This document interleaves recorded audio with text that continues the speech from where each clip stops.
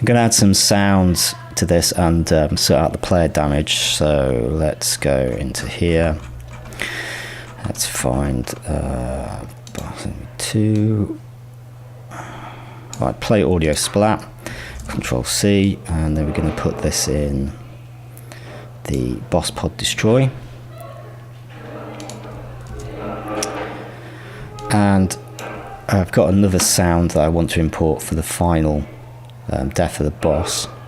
So audio, oh, there's my sounds folder. Import sounds, and I've got a monster scream effect. Open that. Let's have it high quality. Okay, successfully imported.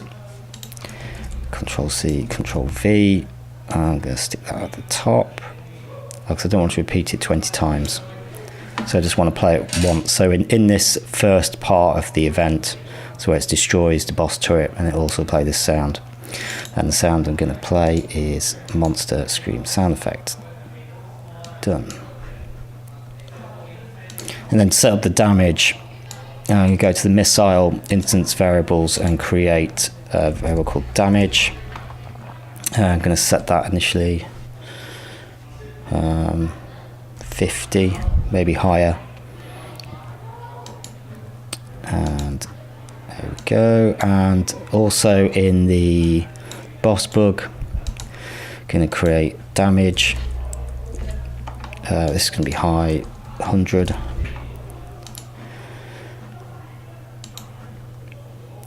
And then go up to the player.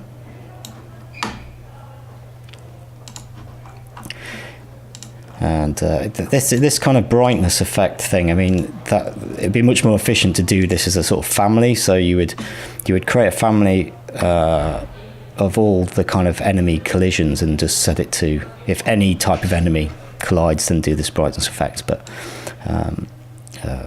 yeah, you could do that. You just look up families in the construct manual. But I'm just going to copy and paste for now. So collision with maggots, Control C, Control V, change the object to the missile. Done. We're not going to set any, going to subtract the missile damage. And we're going to replace the action, which is missile is destroyed. I mean, it'd be cool to kind of add an explosion to this, but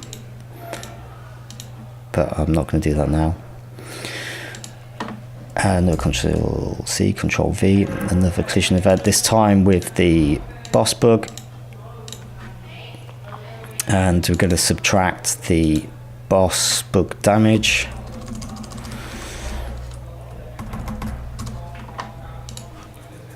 We're not going to destroy anything. And that should all be set up correctly. Before I test it out, I'm going to sort out the boss bug's collision mask, because it's a little bit, could do with some more points in here. However, that would take it beyond the 8 points, but I'll test out what the sort of CPU drain is if we increase it.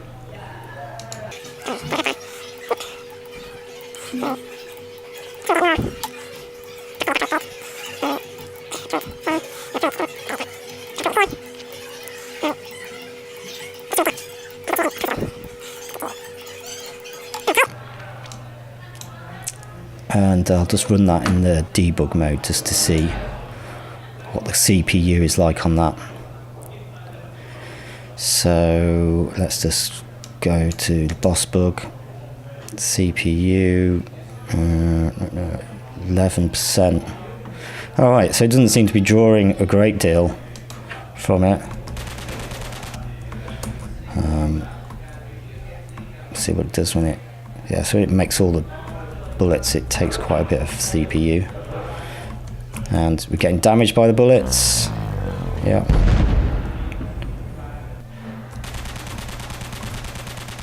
Splat's working. Let's try the collision with this. Whoops, those missiles are set quite high.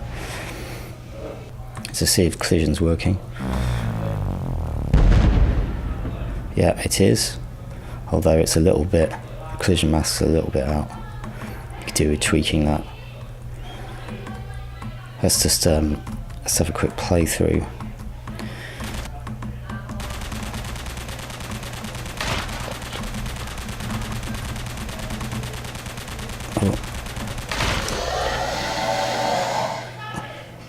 Cool.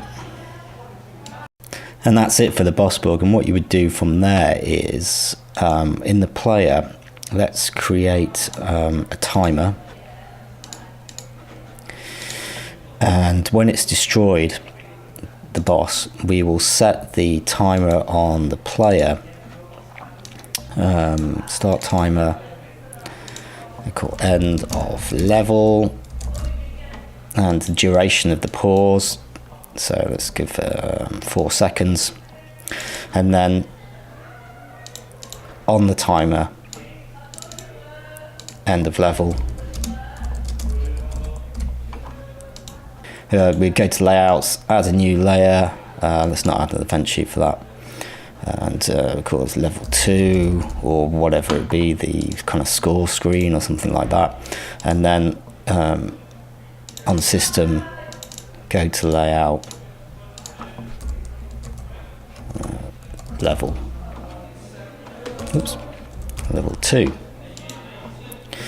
And then the idea with the way we set up the boss, so we can select, oh, I don't want to select that, click and drag that, and we can, oops, I'm not getting all of it, I need every bit. There we go. And then we can place this at the end of the level, and then it'll scroll to that point, it'll die, and then it'll transition, go to this level 2.